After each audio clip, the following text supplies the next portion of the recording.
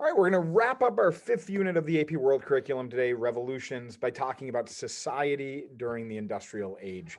Here we're going to focus on social interactions and organization. And what you need to know is that we're going to see the development of new social classes developing during this industrial age. We're going to see the roles of women and family dynamics changing during this era.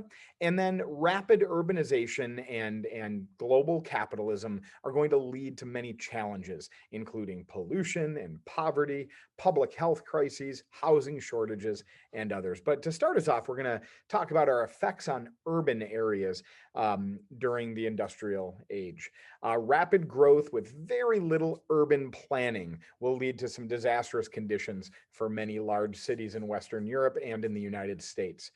Poorly constructed tenement apartment homes in densely packed urban areas, lacking in ventilation and in sanitation and indoor plumbing, will lead to pollution, crime, diseases, fire dangers, as there are no codes for fire safety in the 19th century.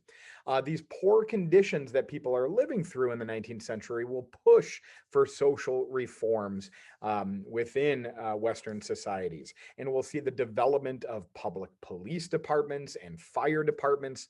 We're going to begin to see the beginning of sewage infrastructures and sanitation reforms, new fire codes, and housing reforms requiring minimum standards for the housing that people are going to live in. We also see some new social classes rising during this era. We've got the development of an industrial working class. These are men and women who are occupying low-skilled jobs. We refer to these as blue-collar workers, who are often seen as replaceable and who have very low wages, and they can keep those wages low by simply replacing them if any worker starts to demand higher wages. This, of course, is why these workers began to look to unionize, as we talked about in the previous section, in order to collectively bargain and collectively work for better working conditions. These men and women also worked long hours in oftentimes many dangerous conditions with no protections and no workers' compensation for injuries on the job or anything like that.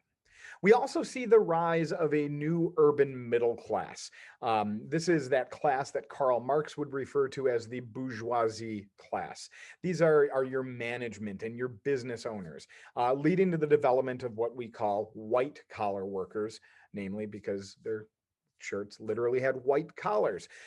These guys are going to overtake the traditional aristocracy in wealth and political influence. So remember that when we're calling these people the middle class, do not just think of them as, having income levels between the wealthy and the poorer classes, which is how we would use that phrase today. This new middle class is literally a new social class between the traditional landed aristocracy and the now urban working class and peasant classes. And in many cases, this new middle class is going to end up having more wealth and more political power than even the traditional aristocracy. A closer look at changing family dynamics.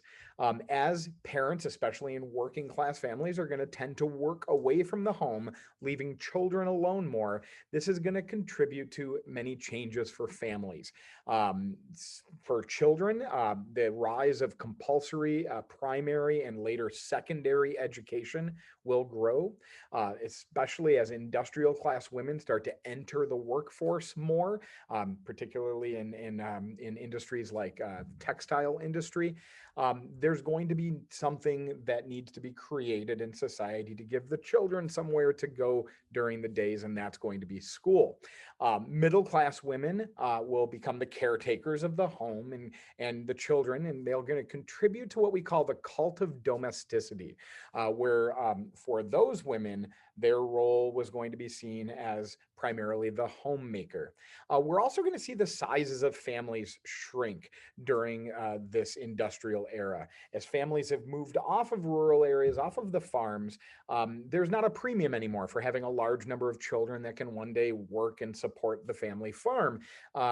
Family sizes are going to dramatically shrink with industrialization as people are living in more cramped living quarters, and as both mom and dad are heading off to work during the day away from the home. There's no one to stay home and take care of young children, so there's just going to be fewer young children.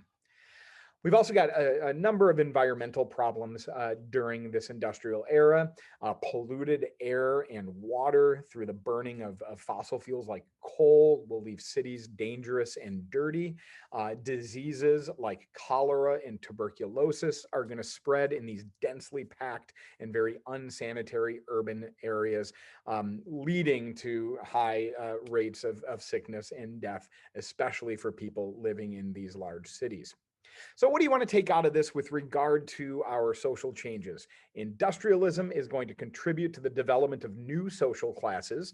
Family dynamics are going to change due to these new industrial societies. And living conditions in urban areas are going to be impacted negatively in this early era of industrialization by pollution and the spread of diseases due to unsanitary conditions. All of these things will be addressed once we get into the 20th century and governments begin to look for some reforms to improve some of these conditions. But as you probably know, we've got a ways to go in many of these areas for all people in our society. We will talk to you again when we get to Unit 6. Take care.